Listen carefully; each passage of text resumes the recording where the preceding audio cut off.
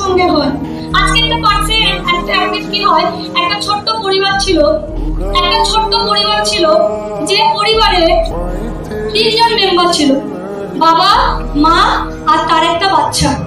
আর যখন বাবা, মা আর তার একটা বাচ্চা ছিল, একটা ছোট্ট মেয়ে ছিল, তখন কন্টিনিউ লেভেলে ওই বাচ্চাটা খুব কি বলবো, অনেক বড় বড় চাহিদা, কিন্তু বাবাটা পূরণ করতে পারতো না।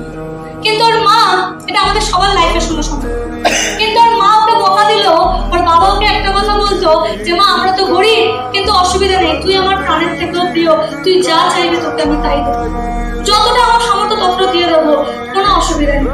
আর এইভাবে মেয়েটা বড় হতে মেয়েটা এখন 5 বছর বয়স। আর যখন 5 বছর বয়স হয়, বাবার ইচ্ছা হয় যে আমার মেয়ের জন্য একটা ছোট্ট জন্মদিন করবো, তো মেয়েকে নিয়ে আর মাকে নিয়ে যায় বাজারে। আর বাজারে যাওয়ার পরে ওই বাচ্চাটা একটা জিনিস দেখতে পায়, সেটা হলো একটা সুন্দর জামা, কাঁচের ঘরের মধ্যে একটা সুন্দর জামা। আর সুন্দর জামাটা দেখার পরে ওই বাচ্চাটার বাবাকে আবদার করতে থাকে, বাবা আজকে তো আমার জন্মদিন, আজকে তুমি বলেছিলে আমাকে যা চাইবে তাই দেবে, এই জামাটা আমার প্রয়োজন। আর এই কথাটা যখন বলে, তখন ওর মা প্রচন্ড রাগ করে বলে যে তোমাকে এত দামি জামা নিতে হবে না, চুপচাপ বাড়ি চলো, যা হবে তাই করবে। আর এইটা বলে যখন চলে যায় বাচ্চার মাটা, তখন বাবাটা বলে ঠিক আছে তোমরা যাও, আমরা একটু পরে আসছি। আর ঠিক সন্ধ্যাবেলা যখন গিফটের বক্স নিয়ে ঢোকে, আর গিফটের বক্স নিয়ে ঢোকার পরে ওই বাচ্চারা আগ্রহের সঙ্গে গিফটটা খুলে দেখে সেই জামাটা, যে জামাটা সকালবেলা বাজারে পছন্দ করেছে।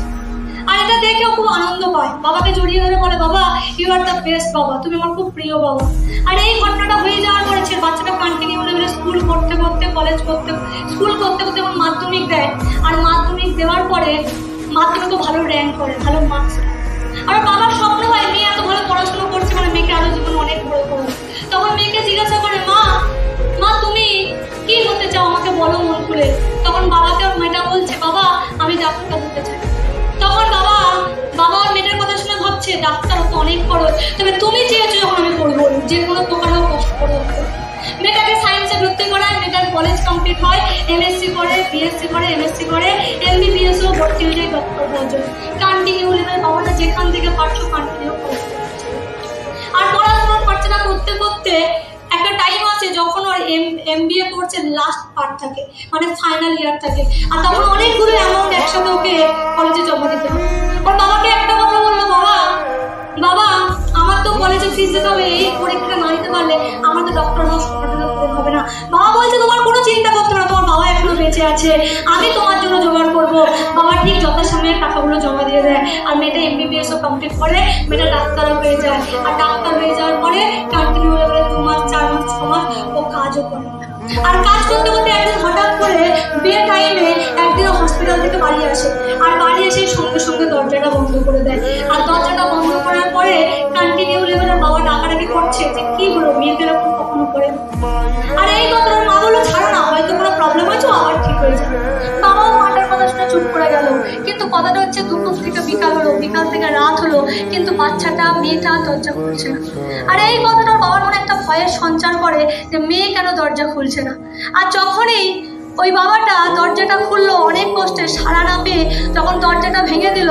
আর ভেঙে গিয়ে দেখলো যে মেয়েটা বিছানার উপর শুয়ে আছে, আর তার হাতের নাড়টা কাটা, আর রক্তে পুরো মেয়েটা ভেসে যাচ্ছে।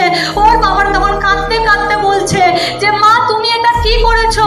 তখন ওই মেয়েটা কাঁদতে কাঁদতে বলছে বাবা আমি একটা ছেলেকে ভালোবাসতাম, সে আজকে আমাকে ভালোবাসে না, এ জীবন আমার বৃথা, এ জীবন আমি রাখতে চাই না, তাই আমি দুনিয়া ছেড়ে চলে যেতে চাই।